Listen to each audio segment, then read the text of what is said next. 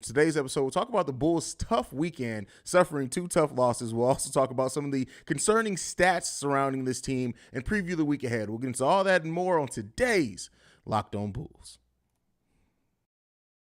You are Locked On Bulls, your daily podcast on the Chicago Bulls, part of the Locked On Podcast Network, your team every day.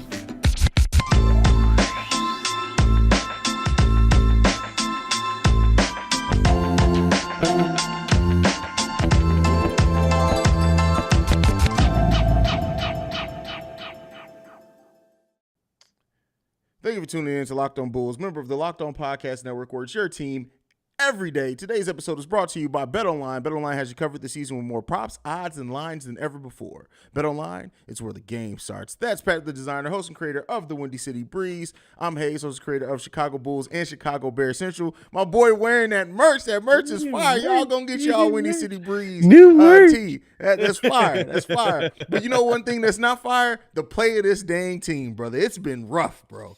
It's been rough, man. Like, now they've been in games, right? Even taking over the lead at one point in the fourth quarter against the Philadelphia 76ers. Shout out to Vooch for outplaying Joel Embiid. As much as Joel wants to do the I own you guys and the Aaron Rodgers stuff, Vooch outplayed you in that game, my boy. But with that being said, they did get the win. He hit the game-winning shot, so he deserves to talk a little crap there. Yep. How do you feel about the Bulls' play over the course of these weekend games, brother? Here's my issue with the Chicago Bulls over the course of this weekend. It is not the fact that we sat Zach LaVine versus the Spurs. It is not the fact that we have a game plan coming through. This is still beginning of the season. A lot of things can go right. A lot of things can go wrong. Here's my issue. Your plan only works if your number one player comes back and plays well. The Chicago Bulls come out of these games flat, starting off quarters, and then in the second of a back-to-back that you sat your best player, he can't play well. He's not in rhythm. We can't make them excuses all season. I'm looking directly at Zach LaVine on this Philly game. The Spurs game, all right, listen, you sit your guy, right? You're trying to rest guys. You saw Vooch play 26 minutes in that game. You knew what the game plan was going into that, right? The Bulls are going to concede certain games this season. But I'm looking directly at our $200 million player. And I'm saying, if you're going to be the guy that is getting load managed, guess what? On the backside of that load management, you need to come out and be a dog. You need to come out and ball out. There's a lot of other things that we can look at, but I'm sorry. Zach LaVine's starting off this game with low energy. Zach LaVine's starting off these games not getting to the bucket, not being aggressive, not scoring. That's a problem. I got to disagree with you there because Zach LaVine did still score in this game, but he stepped up big time defensively. Zach LaVine's defensive rating in just this game was a 102. Zach LaVine stepped up defensively in this game. Yes, he missed some big shots down the stretch that he needed to hit. And even him, I did like seeing him say that he missed Vooch. Vooch was wide open. He should have passed the Vooch on there. But you can't expect, and we've talked about this all the time, he started off flat. The whole team started off flat. The whole team have started off first quarters terribly. He can't do that. He can because he's still a player. He's not of rest. He's not it doesn't matter. He's not a perfect player. When you give the defensive effort, if Zach LaVine did what he usually did defensively, I would give you that. But when he stepped up majorly defensively, we're talking about a career 113 defensive rating to be in a 103. He stepped up big time in that, bro. Off a rest, I got to look at you. I got to look at you a little side-eye because here's the thing. You're the only one that has energy. DeMar DeRozan played 36 minutes You still can't throw anybody any bail. At the end of the day, this team did not execute defensively at all. And they got 100%. Themselves, when you allow 10 3-pointers in the first quarter as a team, when you come into this season, or so far this season, you have a negative net rating of -30 in first quarters. That you can't just blame that all on one person. I get the rest, I get all that, but this is still a team sport. This team failed defensively in the first quarter of that game. 100%, but who do we expect to come out with energy? It's not just about energy, though. You can have a lot of energy and still suck. It's not just about energy. But you got your team looked low energy, low. Like there has to be somebody to get this team going. Come on, let's go. We got to pick it up.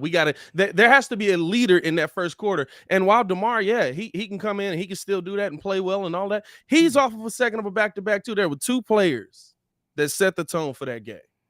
Joel Embiid in the first quarter and Zach LaVine in the first quarter. 37-22. You didn't lose this game in the first quarter, right? Bulls fought their way back into it. Bulls found their way back into the lead of this game. They got the energy. Zach LaVine did start playing better later on in that game, but you have to have somebody that's setting the tone right off of the bat. And I'm sorry, I do have to look at the dude that we just gave a max contract to in the offseason and say, why aren't you setting the tone for your team in the first quarter of this game? You're the one that is being low managed by the team. I'm not putting that on Zach, but that means that you need to come out with dog in that next game. And he came out right. He took a couple of shots, took a couple of bad threes, missed them. I think it was 2 for 5, or no, he wasn't 1 for 5, leaving the first quarter from the 3-point line. Like, yeah, it was bad from the it was bad. Like you have to be the reason that your team gets going in these second of back-to-backs, because the rest of them are dead, and they're gonna be dead all season. So either we're going to see him step up and be aggressive in these games, or we're going to start off these first quarters struggling. Aggressive is more than just offense. Like, again, Zach LaVine went after it defensively in this game. When you look at the guards in this game and their lack of production from the Philadelphia 76ers, Zach LaVine was a big part for once to be able to say that on the defensive side of the ball. So again, bro, like, I get what you're saying with that, but you can't it's two sides of basketball. And while sometimes your shot isn't going to fall, Zach's shot wasn't falling in the first quarter. It wasn't from a lack of trying. It wasn't from that he just passed up shots, which was like, oh, I'm not going to shoot this game, y'all. I'm defending. He tried. The shots weren't falling. But the defensive effort in this game, he gave that hugely in this game. Oh, I agree. As the game goes on, right? And I think that's the thing with Zach, right? Like, it's the buildup. Like, Zach is the player that's going to come out and I'm going to facilitate. I'm going to do more. I'm going to let everybody else eat because I know I can turn it on at a moment's notice. And he did. We got Zach TV in that mug, right? Like, he turned it on. He came down, knocked down 2 big threes, got the lead close. He was a part of that win. But I just think that, right, like the beginning of these games, and not to say like it's only on Zach, but at the beginning of these games off of back-to-backs, you see that they need a spark. You see that they're exhausted. You see that they're gassed, especially coming off of that game right last week where, Friday night where you lose Io for a good chunk of time, right? And I think that really affected kind of the rotations and things like that. And then coming into this game, no Io, no Drummond. I think that made a big difference in this game, right? Because this is the first game we've seen Vooch play 36 minutes all season. Vooch has been in the 28 to 32 minutes a game range, and I love that, right? But I'm looking for the Bulls to have a spark in that first quarter, and I just didn't see it. Now, here's the thing. They get the spark as the game goes on. They step it up defensively as the game goes on. They do a lot of good things well as the game goes on. But I have to look at, and there is some pressure that gets put on the shoulders of the highest paid dude on your team. And to me, I didn't see that from Zach. He puts that pressure on him as well. He said after getting that contract, like, this is going to make me want to step my game up. I'm not going to rest because I got paid. And to a degree, like, too, it's like, not to say, and that's why I say it's not to say overall, like, Zach LaVine's production so far this season has left a lot to be desired. I will say this. I guess me personally, like, seeing Zach LaVine step up in the way he did defensively in this game, because me and you both came into this season saying the one thing that we wanted to see from Zach is him to step up defensively, and he did in the game where, and we ball handling still, the ball handling that listen, bro, straight off of the kneecap, and you know it's coming every time. You're like, oh, Zach look like he finna, like, because he gets this look in his eye, right? He's like, I'm about to go to work, and you're like, hey, how much minutes left on the clock? Oh, it's 8 minutes left in the fourth. Oh, he about to dribble it off his foot. It's coming. It's coming. Like, bro, like, your knee's there. You've had your knee your whole life. How you keep hitting it? Yeah. But no, and again, right, this is absolutely an early in the season overreaction on my part, 100%, right? Like, it's 7 games in, 30 games in. Hopefully this won't matter. But it is something where I'm like, okay, And I do love the Drummond was hurt. He would have made a big difference in this game. It depends on who he's playing against. Well, for nothing else but the rebounding. The thing is the rebounding game, that definitely would have helped this team a lot as the rebounding. Drummond in there. We'll see. The thing with Drummond, the one-on-one defense from Drummond honestly has not been stellar this season, but the team defense from Drummond, him operating in space, him keeping people from even him rotating and being in the right position to keep people from penetrating has been great. But like the one-on-one defense, like when his man is dribbling the ball, it's been okay. It hasn't been as great as everything else. So hey, I can live with Drummond giving us what he's giving us this season. Oh, for sure. That's not the slight. I think double off the bench I'll take every day long. All day long. I think just the instant like we'd have dominated this team if we had Io maybe, but Drummond, I'm just like, I think y'all look at the history between Drummond and Embiid, bro. It's not pretty. It's not pretty. Listen. You think the history on Embiid versus the Bulls? Go look at Joel Embiid against Drummond. My brother was like, it's been kind of even, and he like listed all of Joel's like scoring numbers and then his rebounds, and he started with Andre Drummond scoring or rebounding numbers, and I was like, that tell me right now that it ain't been even. He was like, well, he had 14 and 15 in this game. I'm like, that boy was getting cooked. Yeah, for sure.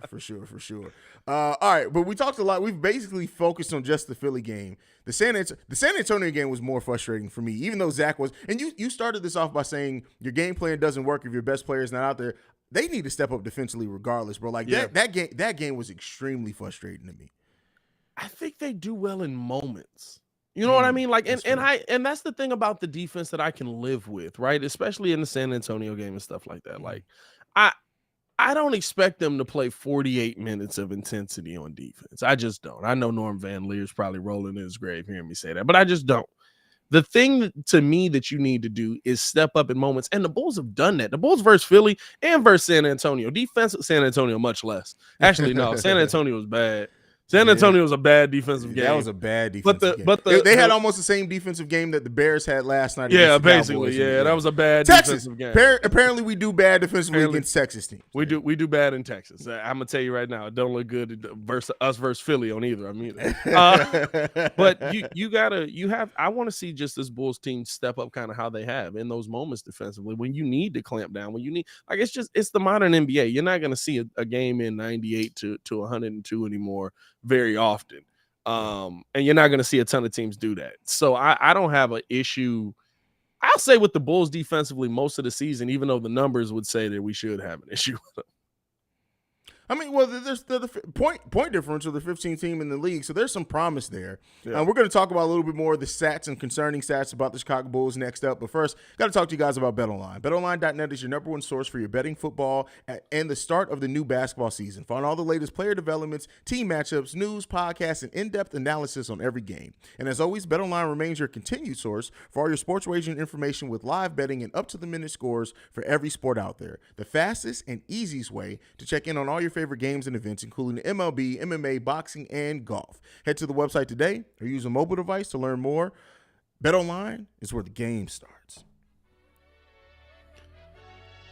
We want to thank you guys for making Locked On Bulls your first listen today. For your second listen, check out Locked On Sports Today for the games that matter the most to the biggest stories in sports. Go beyond the scoreboard and behind the scenes with local experts, insight, and Locked On that only Locked On can provide. Locked On Sports Today, available on this app, YouTube, and wherever you get your podcasts.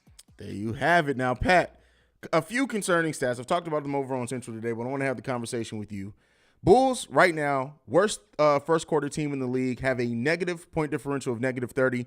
The rest of the three quarters in the game, they are plus 37, meaning a lot of these games look different if the Bulls just play defense better in the first quarter. But with that being said, on top of that, they are allowing for the second highest opponent three-point shooting percentage in the NBA so far. We know the big performances they've given up. While they are the 10th best team as far as defending the corner three, that's what hurt them last season was the corner three. It seems like they've now defended the corner three better, but are allowing better shooting percentages at every other aspect of the three-point shot. What does that tell you? How do you feel about that hearing those numbers? You know what? The first quarter stat is the most concerning to me because, right, like, I mean, in the last three games, not like 3 games, the Bulls have not only been down in every first quarter, but they have been down 19 twice. It's not good. But the one thing that I will say is, and I think we said it after both games, right? As after the Boston game, I can say the same thing after the Philly game. Incredibly hot quarters. Bulls closed out. The averages played out. And teams came back to earth. In Philly, they came back to earth. The Bulls went on a huge run, and Philly couldn't knock down a three-pointer after that. I mean, they started knocking them down a little bit more in the third quarter going into the fourth, but Philly struggled with the three ball outside of that first quarter. Boston essentially couldn't hit a three after that first quarter, right? So like incredibly, incredibly hot quarters. And I think what it is, right, is a lot of teams are looking at the Bulls as a team that, hey, listen, they start off games on the back of their heels. We can punch them in the mouth and knock them out here early. But then the Bulls wake up and they start to fight their way back into it. And I think that's the part that I look at and I'm like, all right, like, yeah, you're fighting your way back into this, but you're exerting so much energy. I mean, by the end of that, right, like, I said it during the live call of the Philly game. The Bulls were who was it? I think it was Zach LaVine or Alex Caruso. One of them like pushed the ball down the floor, flying, and the rest of the team just walked up. They were gassed. They haven't been in those deep where your team isn't as deep situations this season, and so not having Ayo, not having Drummond, they were gassed. They were walking up the court, taking their time, trying to catch their breath.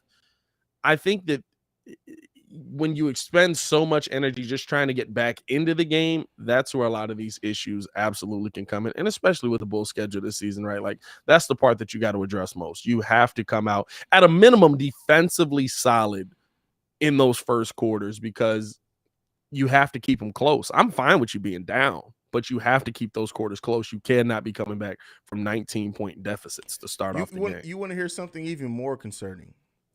What do you think the league defensive average rating is for teams, not players, for teams so far this season? 113, probably. That's exactly. It's 113.7. Hey, that was a good call. That's a good call. That's a great guess. Dang. Wow. Guess what the Bulls' first, what their defensive rating is through the first three quarters of a games are? What do we got? 131. That's not good, bro.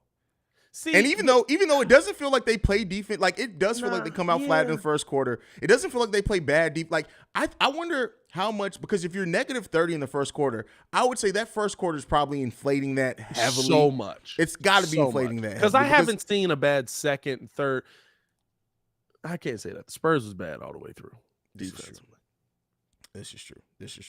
But yeah, it stood out to me that is the Chicago Bulls defensive rating the first three quarters. That's the only way that it breaks down. So I don't have like a breakdown of the other quarters to see how much that it's affecting them. But like that's still concerning, bro, to have a defensive rating that much. No, it is, but I think the numbers might be a little bit skewed on that because when you their defensive rating, they are one of the better. Their defensive rating for the season is 112. So that tells me that is definitely the first quarter. The first quarter is completely inflated. It's skewed and it's the first quarter. And here's the thing, right? We're at the beginning of the season. I guess we've kind of come out on the negative, right? And we've lost 2 games in a row, so reasonably coming out on the negative. But I think the thing is, right, like, and I'll ask you this, I'll ask the chat this. Are we watching things that aren't fixable by the Chicago Bulls? No, not at all. Because we're seeing them fix them within games. Exciting part. That's the exciting part for me.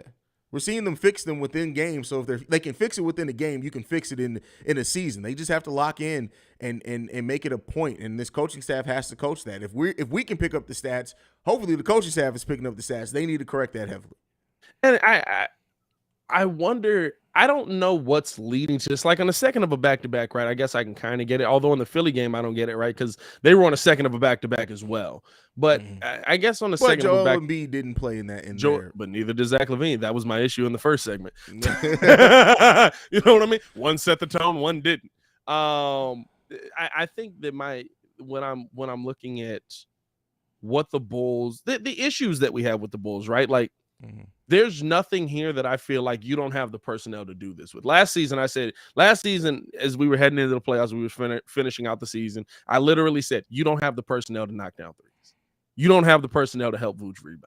We're in trouble. You have to find that personnel. I don't feel that way this season. This season, I feel like not only do we have the personnel to help us with shooting, I think that we have a little bit better health on our side, even though there's been a lot of load management at the beginning of this season. I think that we have better rebounding. The Bulls have won a lot of the rebounding battles this year. I think they've won every rebounding battle outside of maybe the Philly one last game this season. I don't remember off the top of my head.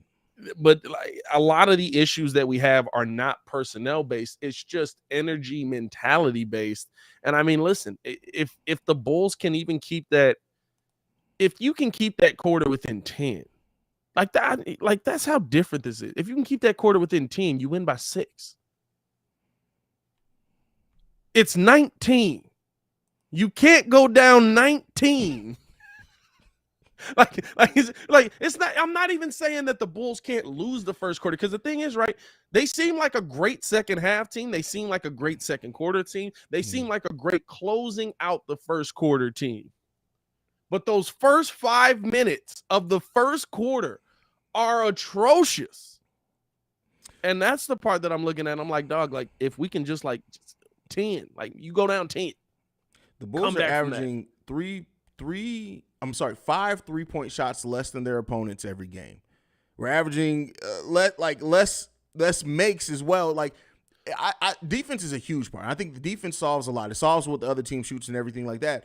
But surprisingly enough, the Bulls aren't shooting the best at all. We're 27th in field goal percentage overall in the NBA, I believe.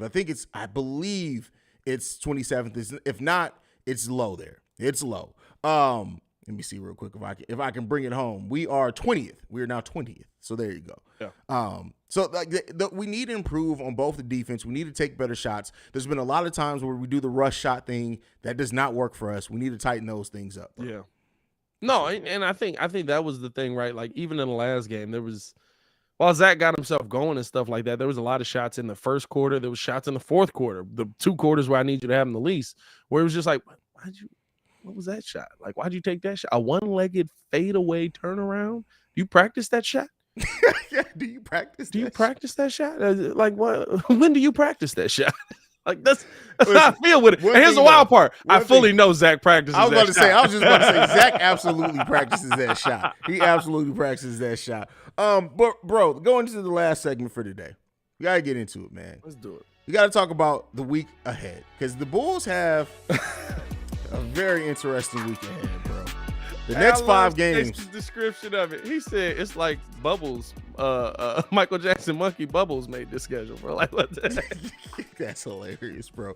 So we face the Brooklyn Nets tomorrow. Now, this is a team that, while defensively they have been terrible, they still can put up some points. So you don't want to overlook that team. We got Charlotte Wednesday, the second game of a back-to-back. We got Boston Friday, and then we got Toronto Sunday. But I'm going to go ahead and throw in the Monday game, even though that's technically next week. But that's the second game of a back-to-back. Both games, it's home and home against Toronto. How you feel about this game, bro? I mean, this week, I should say. I'm sorry, the week ahead. Again, it feels like a monkey made this schedule, bro. Like, I don't know who thought this through. Like, even just how we play it. It's Tuesday in Brooklyn, Wednesday in Chicago, and then Friday in Boston. Like, what flight path is that? Like, y'all trying to kill the environment. That's what you're trying to do. You're trying to send planes everywhere. Should they just have made? Well, I mean, it could have been worse. They could have made it a 4-game traveling stretch. Like, I mean, they threw one home game in there, but like, I mean, but dog, they could have drove to Boston. Like, you're not gonna drive to Boston, but like if you're going to screw us scheduling, at least make the travel a little bit better. Why would they do such a thing, Pat? Because they hate the Chicago Bulls. I mean, we know what it is, right? Listen, they say you guys won enough in the 90s. F y'all. That's what it is continuing forward. But I mean, like, it's here's the thing. The Bulls can win every one of these games. The Boston game might be a little tough. I think Boston might. They're out for blood. Boston's out for blood. National TV. Yeah, Boston's gonna be out for blood. They're coming to cook a little bit more on that one. The home and home with the Raptors, I'm okay with scheduling wise, because they're in the same situation that you are, and we do pretty well against the Raptors. But just kind of focusing in on this Brooklyn game, bro. Vooch, I have a request for you, and I was gonna say somebody clip this up and send it to him, but it'll be me. I need 50. There's nobody. 50? You're calling 50. A 50 piece from Vooch? I'm requesting a 50 piece from Vooch. I need 50, and I'm gonna tell you why I need 50 against Brooklyn. There's nobody that can slow you. There's nobody on that team that can play basketball against you, bro. There's nobody. Kyrie Irving's been their leading rebounder. Hey, watch Nick Claxton put in some work, bro. Kyrie Irving has been their leading rebounder 2 games this season. Like, stop playing with me. I need 50 rebound game. No. A 50-point game. Nobody should be able to stand in front of Vooch. He should look like Shaquille O'Neal mixed with Hakeem Olajuwon in this game. There's nobody on that team that can say, throw Ben Simmons at him. Push him out the way. Like, get this. What are we doing right now? I need 50 from you, bro. Vooch. And listen, somebody needs to cook. Might as well be the dude that's been cooking all season. I ain't talking about from the corners either. I'm talking about in the paint. Destroy these mugs, dog. Vooch, somebody send it to him. Mail it to him. Email it. I don't know. What are we doing? Wow. So he should just walk all over Nick Claxton. Bro. Who? I love it. You mean the dude that can't grab 10 rebounds? Hey, you know what? Guess what Nick Claxton's defensive rating is this season? What is it? 119. Vooch needs to. I'm not requesting a 50 piece, but I need a 30 and 20 game from Nikola Vucevic in this game. They should have kept Blake Griffin. Okay, how about this? What if he doesn't? What if he doesn't? What if Vooch does only score 25? But it's because they rest. It's back to back. Him and Drummond have 25 each. Then is that going to be a win for you? Hey, listen. You know what? I need a 25 and 25 game for Vooch and Drummond. Let's just evenly split it down the middle. Like we should destroy. Now I don't know if is Drummond playing in this game. That I don't. We don't know yet. We have not got. Drummond was supposed to possibly miss a couple of games. They probably won't announce it for sure until tomorrow morning. Because there's been nothing said on it right now as far as that him or Io. So at least Io is out of concussion protocol. He only missed the last game because of soreness. So we'll see. Also, Steve Nash is going to coach them completely out of position the whole night. So you should absolutely be destroying them. Can we talk about how terrible of a coach Steve Nash is? He's awful. I feel bad. You know what it is? This is the reason why I don't want to see some of my favorite players growing up. I'm not going to say he was my favorite player, but he was one of the iconic players I had growing up. But this is why I don't want to see them become coaches all the time or the greats, because it's just I don't like you because I know you're messing this team up, but I like you. Yeah. Man, I thought Steve Nash was going to be so much better as a head coach. Like when he got announced to become a head coach, I'm like, you know what? He's probably going to be good. He is terrible. Bro. He's pretty. But keep bad. in mind, Jason Kidd looked terrible his first stretch as a coach too. He's looked considerably better. Jason Kidd didn't have Kevin Durant and Kyrie Irving. All right, touche, goddamn it, touche. Hey, you don't get to be this bad. I mean, bro, it's nothing. Now, granted, it's team construction as well, right? But I mean, there's nothing there, bro. Hey, Vooch, I want that 50 piece, bro. I will go back to what you said as far as calling for Vooch to have a big night. It is Nick Claxton who does have some. I would not have minded if the Bulls signed Nick Claxton as their backup center, but he's been terrible defensively so far this season. Again, young season. But after him, it's Markieff Morris as their backup center. And I don't even know if he's back. Has he? How many games has Markieff played in this season? He's played in 3 games so far this season. Yeah. And I think he got. I think he got hurt. I don't even know if he's back, bro. Yeah, I need. Now he hasn't. Saturday. He hasn't killed Claxton since he's been on the Bulls. But while he was on the Magic, 28-12, 22-14. Oh no, he did get him one time, 22-13. And then the last 2 games, 12-12, 10-11. That was last season where he was playing down. Yeah, Vooch. I need you to show them why they call you Vucci, man. They don't call him that. You just call him. It's just me, Vucci, man. Vucci. But hey, this would be a game, and we'll see. Like I said, I think it's the first game of a back-to-back. Hopefully, we can finally see the Bulls get a lead early, hold on to the lead, and rest their starters on the back of a back-to-back. Yeah. Now I will say that is the concerning part coming into this next game. While I think Vooch absolutely can destroy Nick Claxton in the paint, the concerning part for me is the Bulls' first quarter numbers that we just listed in the second segment, and Kevin Durant and Kyrie Irving. Yeah. You know what I mean? Like that's But the thing is, though, is last season when we played the Nets and they only did have Kyrie and at that point it was Harden and KD because Kyrie wasn't playing. We played pretty well against the Nets last season. If Io's in the game, yeah, and Drummond, if we have both Io and Drummond, we have more than enough defensively to weather the storm. They're probably still going to get their numbers, but I think we can force them to have inefficient nights while still probably scoring a lot. And everything else on this Brooklyn Nets roster, I'm not worried about, bro. I say that and watch Joe Harris come in and like smoke us. There's for like always 32 one. points. There's always one, bro. There's always somebody that ends up killing us that shouldn't be killing. Oh, Joe Harris actually can shoot though. But I mean, like, there's always that one dude that you look at and you're just like, hey man, we shouldn't be worried about him. Who was it? Who was just Niang the other game? Yeah, I mean, like Niang's been terrible all year. At least it wasn't Korkmaz like it was last season. He killed us last season. I don't think he's on the team anymore. I think that's why. Oh, okay, well there you go. I think that's why he couldn't kill us there. Joe Harris career against the Chicago Bulls only averages 11 points, 3.4 rebounds, and 2.8 assists. Yeah, so he's definitely going to cook us tomorrow. He's definitely getting 3-pointers. He's definitely going for 28 tomorrow. It's always some obscure name. He's going for 28 tomorrow. I swear that's the problem. It's just like, bro, like why is he beating you? Like he had 3 points yesterday. Why'd you go with that bar? He was eating a sandwich before the game, and he killed you, right? That's funny, bro. That is hilarious.